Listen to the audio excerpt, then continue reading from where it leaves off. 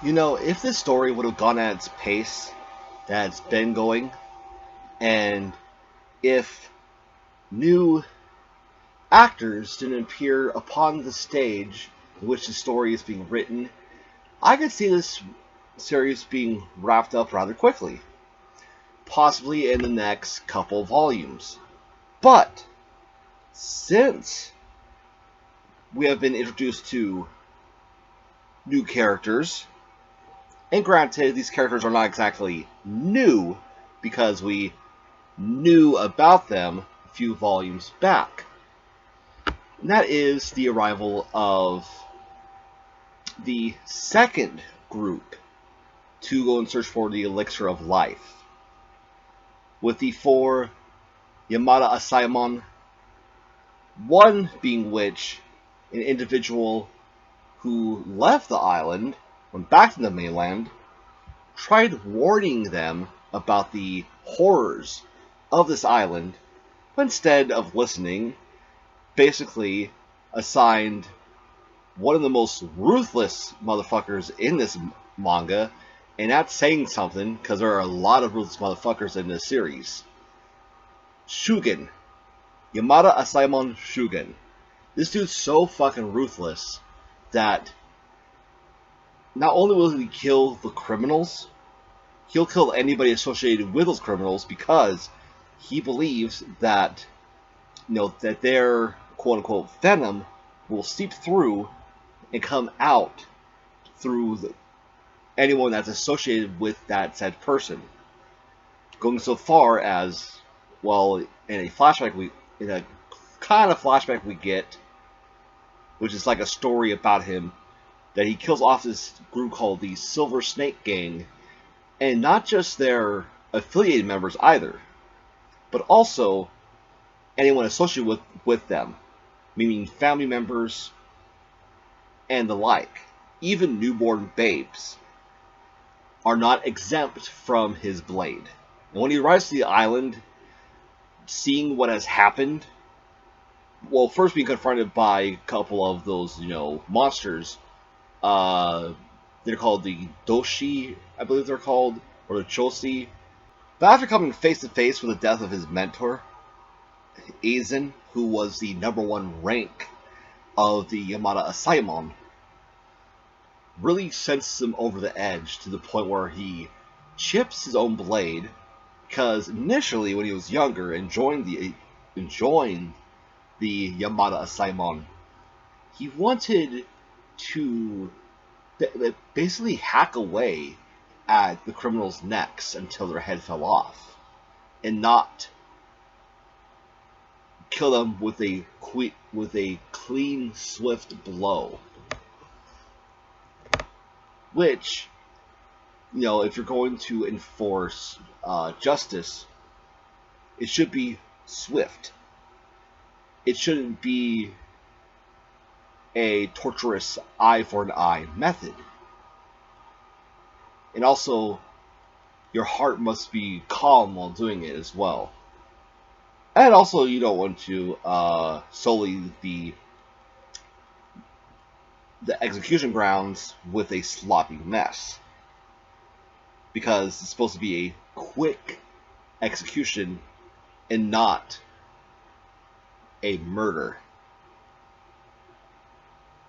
And now this Shugen guy is like, fuck this, I'm going to kill every last creature, every last thing that is living on this island. And I think the only people he'll let live are probably the the Yamada Asaemon. And that's just an if he lets anything fucking live. Now, Shion doesn't believe that that's going to happen. That since these, Yamada Asaemon, that being Sagiri, Shion, and Fuchi, have basically sided with one of the criminals. And Shugen has a very black and white way of thinking. He's not going to side with criminals, even though it might make sense. No. He's going to kill them, the criminals, along with every other creature on this island, hence including all the Doshi priests, including the Tensen, Whereas left of them, I believe there's 6 left. I think there's 7 at one point. I might be wrong about that. Not too sure. But here's the thing, okay? The thing is that possibly Shugen's group, along with, let's say, Gabimaru's group, may not meet. But maybe they will meet. Now, Gabimaru's group has essentially split into 2 teams. That is the team that goes after the elixir and the team that goes after an escape route. Because they figured out that, well, there's possibly boats, or rather there is a boat, like underground, like waterway passage thing, whatever, and that's going to lead out. And that's to be their only chance of really getting off the island. Now, what's interesting, though, is how we get more explanations of Tao. I swear, Tao just keeps on getting weirder and weirder. Or more complex, not weirder. The castle of Horai is also pretty fucking weird too. The fact that it keeps on being rearranged. The areas keep moving about. That way the flow of Fenshi will be distributed equally throughout the different training methods of Tao. Now, of course, there is the area of Bochujutsu, which is basically sex. Then you have the area of Doin, which is like intense, not martial arts, but like exercise, basically.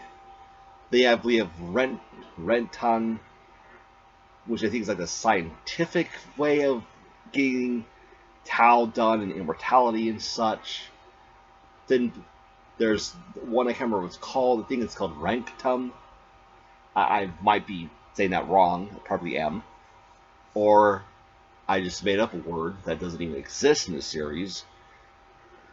And that is the art of meditation.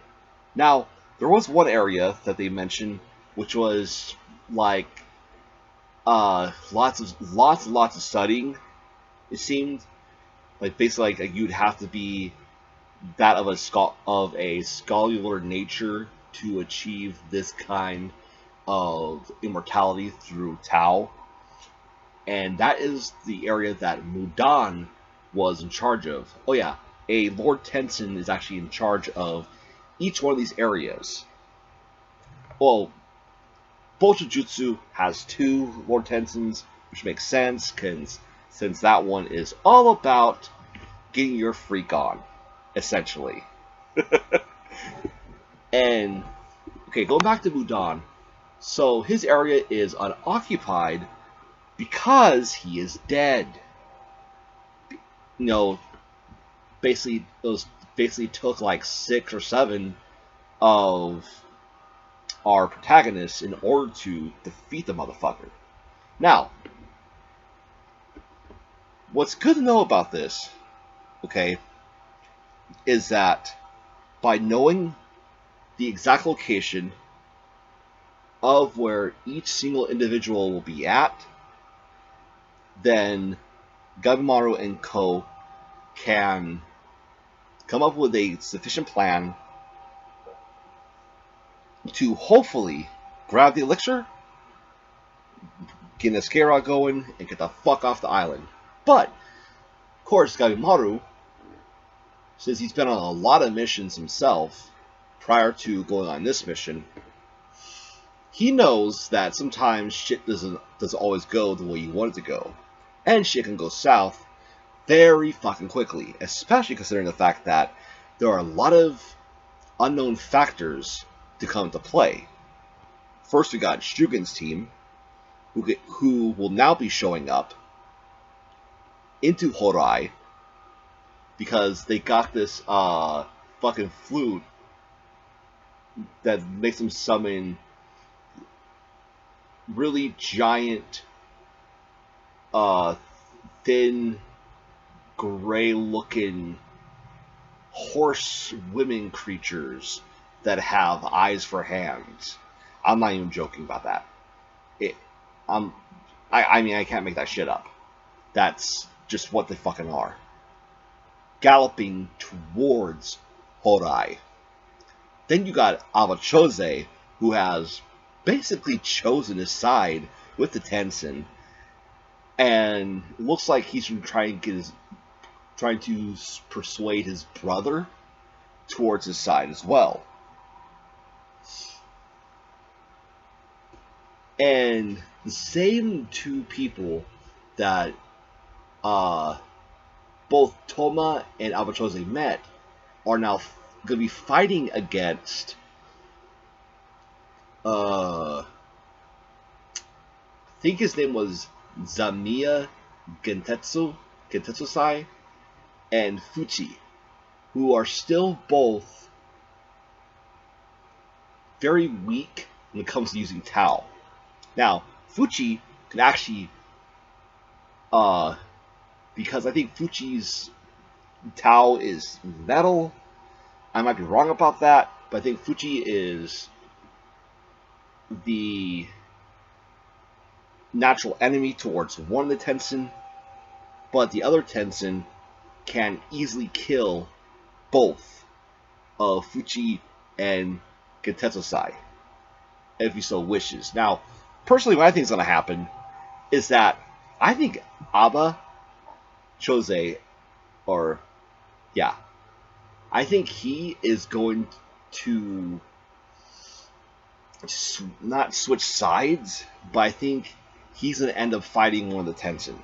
If I say this because I think the Tensen that kind of disproved of, him becoming part of, their world. I mean, their world, I mean the Tensen's world. That he's going to end up killing Toma. That's what I believe. And if that happens, don't think that I have looked ahead of the series, because I fucking have not. So I think that's what's going to happen with that. Then you have Shion and Nurugai facing off against, I believe his name was Zujin. And I do believe Zujin is the same one that killed oh god, I can't remember his name now. Was it Tensa? Was that his name? Shit. Anyways, so this is basically a revenge rematch. And even though Nurugai is the only one who can prove to be fatal towards Zujin, but since, both of them have a huge amount of rage on their side, that actually might prove fatal for Zujin. Now, unluckily for Gabimaru, he runs into another water type, because Gabimaru is, I believe, fire, and water types are over fire types. However, Gabimaru has come up with a method that will prove fatal towards the Tensen, because Gabimaru basically has figured out that, a lot of people's towels are like waves, basically, are like flows of river, and friendlier towel attributes toward each other will help the rivers flow a lot better, while opposing attributes will make it a lot tougher for those rivers to flow. But since the Tensen's rivers are like so fucking massive, actually more like Tensen's are oceans, okay? They're like their own small little fucking oceans. And since those are so fucking massive, you see, that if somebody were to weaken their Tao, Tensen are not really going to be able to foresee this. And that weakened state will be able to redirect their overpowered state and land a direct hit onto them, regardless of whether or not that that person's Tao is the correct kind of Tao to be able to generate enough kind of force. Because the thing is, if an opposing Tao even touches a element that is weaker than them, then that element will have basically their Tao drained.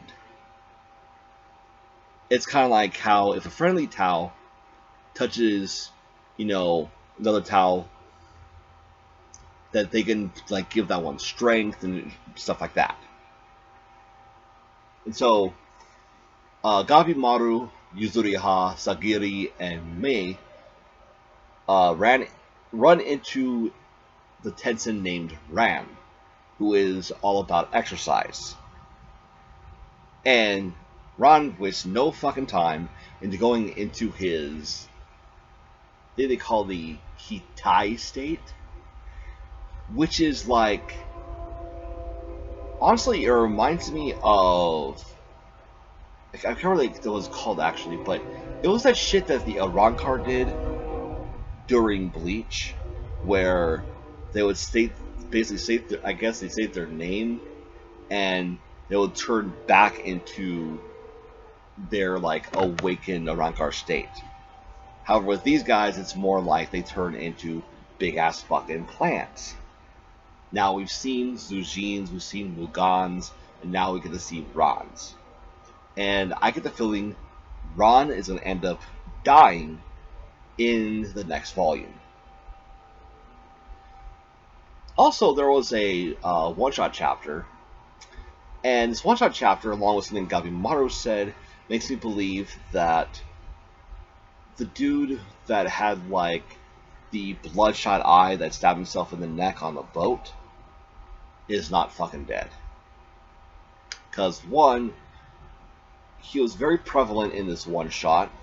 The one shot basically was to show that Gabimaru, when it comes to him being out in the field, yeah, he's fucking ruthless vicious. When it comes to him being at home with his wife, he becomes a very docile person. More docile than a litter of puppies, basically. But when I say this guy's not dead, even though we clearly saw him take a blade and jab it right into his fucking jugular, that's because Gabimaru, oh yeah, that's right, Gabimaru and Yuzuriha have to teach everybody how to like suppress their Tao and all that crap. Okay, so Gabimaru basically tells them that like they need to dislocate their neck, they need to dislocate their shoulder to relax, they need to basically make it to where their heart stops so they don't die. And after thinking about that, I was like, wait, dislocate your neck? Huh. So could it be that maybe that ninja that stabbed himself in the neck did in such a way where it looked like he would have punctured right through his jugular, but probably just hit flesh to flesh and nothing else? If that's the case, that is fucking crazy. Now, with everything set into place, it's no wonder why this series lasted as long as it did. Because like I said at the start of this review, I could have seen this wrapping up rather quickly. And I'm still wondering just, what I wonder the most is that, are all these ninja going to kill Gabimaru, or rather try to? Because I'm thinking that maybe one of them, and it's one of the other ones that we see in the flashback, and that is the one with the, what looks like it's wearing a more traditional, like smiling demon mask. That's what I call it. That's probably not what it's called, but fuck it. I don't know the exact name of it. Okay, but with that one, all right, we'll go with that. Is that it really admired Gabimaru. Now, here's the bigger kicker too. We have yet to learn the names of any of these other fucking ninjas. Don't know their names. Wasn't even a mention of name drops for the special chapter. So yeah. So anyways, what do you guys think of Jigokuraku Hell's Paradise Volume 7? Let me know in the comments down below. Thank you guys for watching. Hope you guys have a wonderful day. Make sure to rate, comment, and subscribe to the channel if you haven't already. Also, hit that notification icon and make sure that bell is a ring-a-ding dingin'. Until next time, I'll catch y'all later.